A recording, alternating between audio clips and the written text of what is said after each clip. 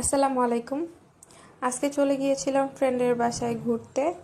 তো আমার মেয়ে অনেক দিন যাবৎ বলছিল ওই খালামণিটার বাসায় বিড়াল আছে, আমাকে নিয়ে যাও নিয়ে যাও। তো আজকে একটু সময় বের করে চলে গিয়েছিলাম। তো মাশাআল্লাহ বলতে আরিবা, হবে, এত তোমার কি ভালো ভালো, লাগে? এত ভদ্র বিহেভিয়ারের বিড়াল আমি হ্যাঁ, দেখিনি। আমি ওকে তো ধরেছিলাম।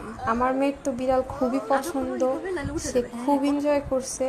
কিন্তু এত ভদ্র বিড়াল, পার্সোনালি আমি বিড়াল পছন্দ করি না, বাট ওদের দেখে আমি খুবই খুশি। বাট আমি একটু ধরেছিলাম, মানে আমার কাছে খুব ভালো তোমাকে দেখে লেগেছে। দেখো, আর আনিকা আমি তোকে পার্সোনালি দেখতেছে, বিড়াল ঝুঁকতেছে পছন্দ পরে। করি না, হচ্ছে বিড়ালের হ্যাঁ, হ্যাঁ, হ্যাঁ, অনেক এই যে পশম পড়ে যায়। তো পরিচিত হচ্ছে একদম অপরিচিত। বাবু, চারপাশটা এই যে পুরো সিম্বা মেস হয়ে সিম্বা যায়।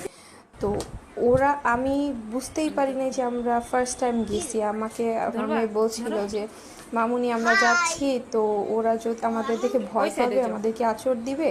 আমি বললাম যে প্রথম যাচ্ছি, যাও। তুমি একটু যাবা আস্তে না? আস্তে ধইরো। ভয় পাও তুমি? তো যাওয়ার পরে দেখলাম মানুষের থেকে ভালো বিহেভিয়ার মাথাটা রেখে বিড়ালের। ঘুমাইতেছে। তো এরা খুবই ফ্রেন্ডলি, আর কোনো রকম কোনো ঝামেলা এদের সাথে নাই।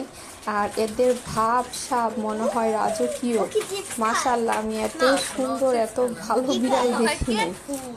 তো খুব ভালো লাগলো বিড়ালের সাথে সময় কাটিয়ে।